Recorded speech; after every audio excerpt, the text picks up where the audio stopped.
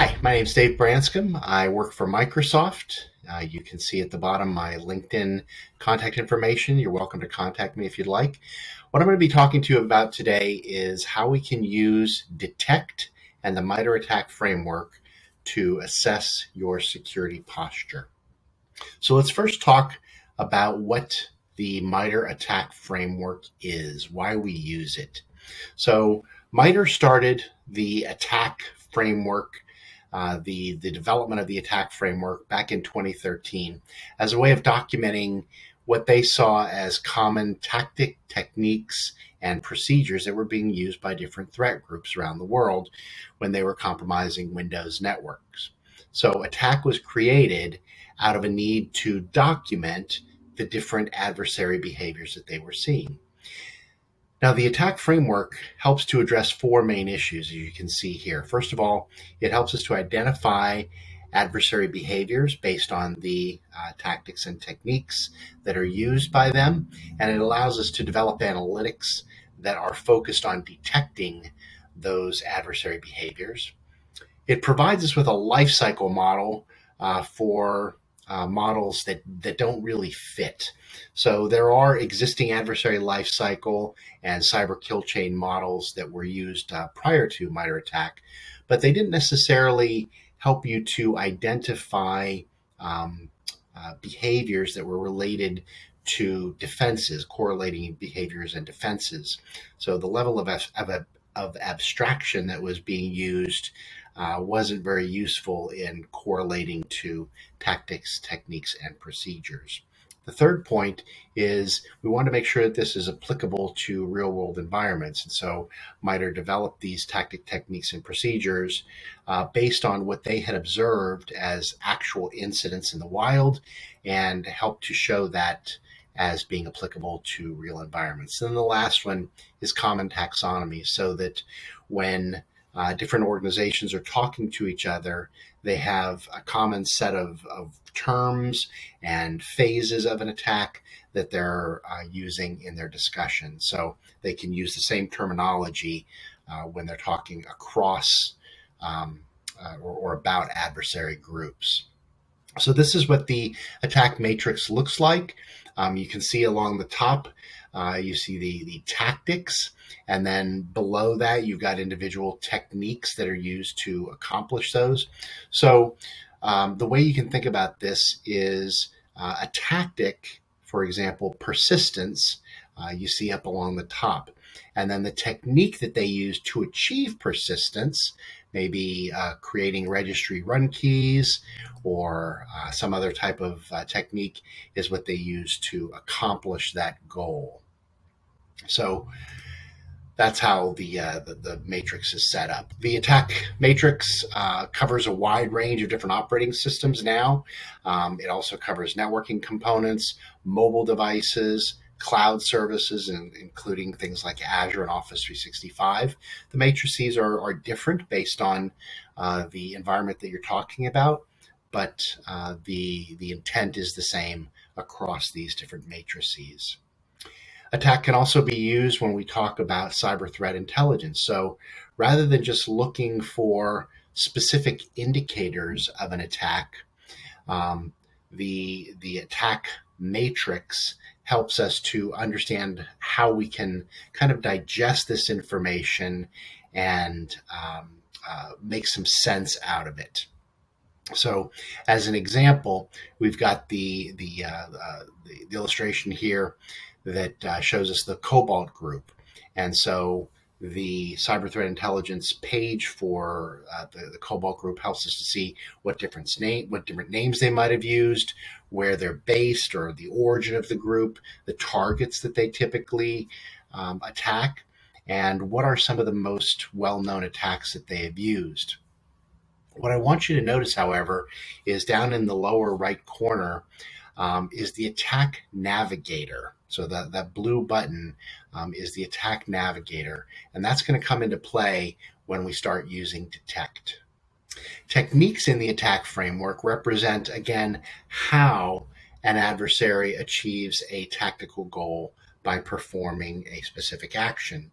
And the techniques can also have sub-techniques that are more specific to how that technique is being carried out. So, for example, an adversary might use spear phishing to compromise a target environment. And as we see here, the method that's been utilized against Google Workspace, Linux, Office 365, and Windows corresponds to that overall phishing technique. And then there are the sub-techniques: spear phishing attachment, spear phishing link, and spear phishing via service. And here we see the different platforms that are vulnerable, or that are not necessarily vulnerable, but are typically attacked using this technique.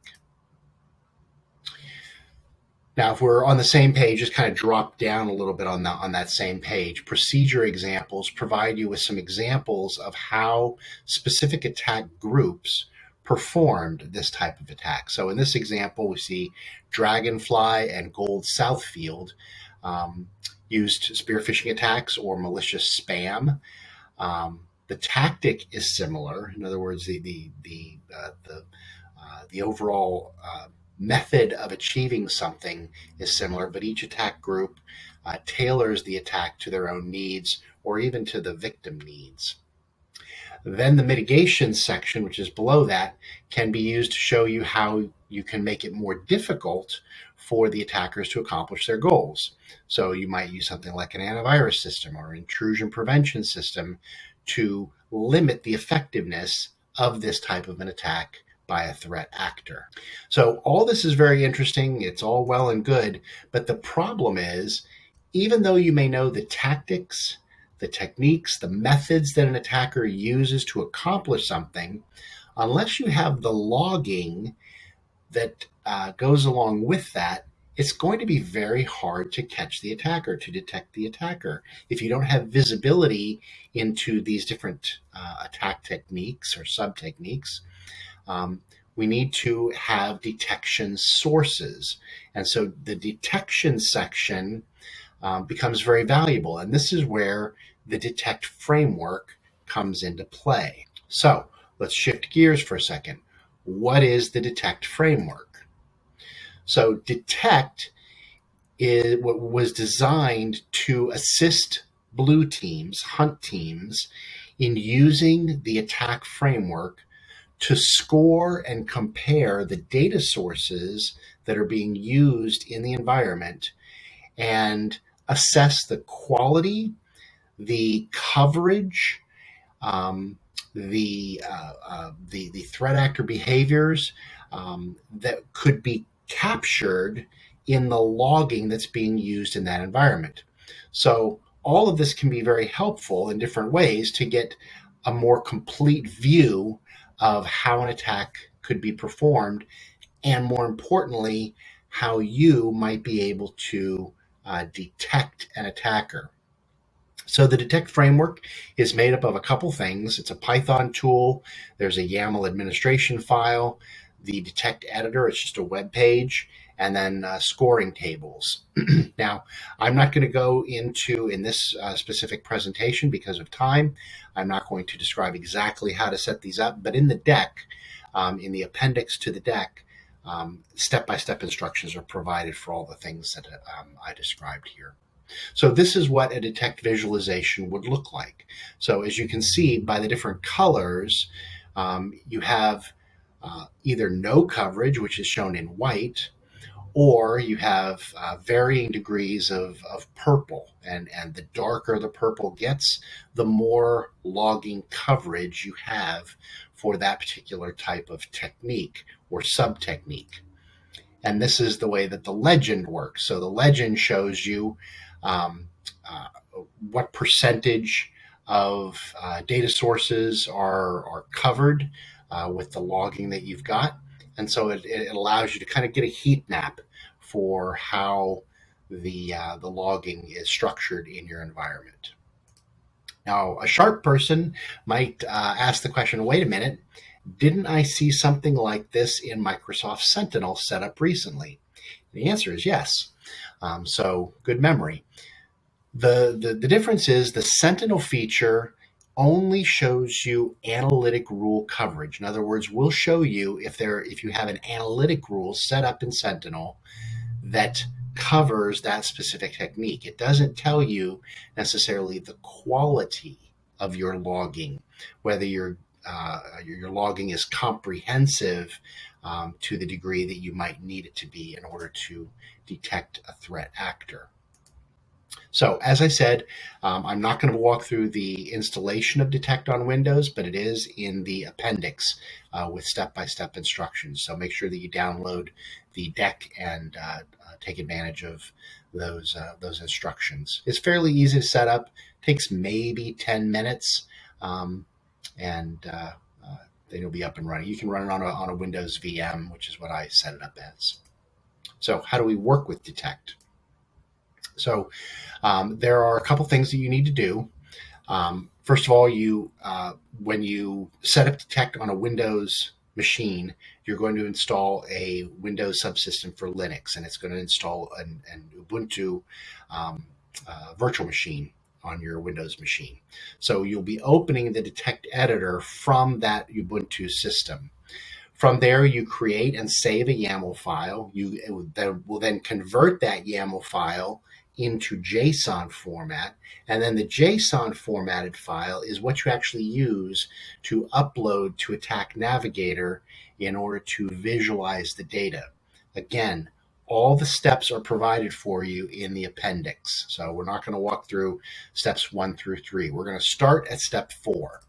So at step 4, you're uploading your JSON file that you've created into ATT&CK Navigator. Now, ATT&CK Navigator is located at the URL that I have up there, https mitre-attack.github.io/attack-navigator. And then what you do is you say that you're going to create an empty layer, and you upload from local. So you've got the JSON file stored locally, perhaps on your virtual machine, and you're going to upload from that virtual machine into the ATT&CK Navigator. What happens when you upload this file into ATT&CK Navigator is that you end up with something like this. And so if we take a look at what I've done here, I've named the JSON file that this is the data sources for Contoso Windows logging, and it shows me, based on how I've answered the questions when I built my YAML file, it's going to show me the quality and the coverage of these different techniques in the ATT&CK editor or in ATT&CK Navigator. So you might say, well, this is interesting. Is that all it does? Well, not really. So one of the things that you can do is, using a Python script that comes in the DeTTECT tool, you can actually export this information to an Excel spreadsheet. So this will give you a way of documenting all your data sources, the properties of the data sources, and the data quality scoring.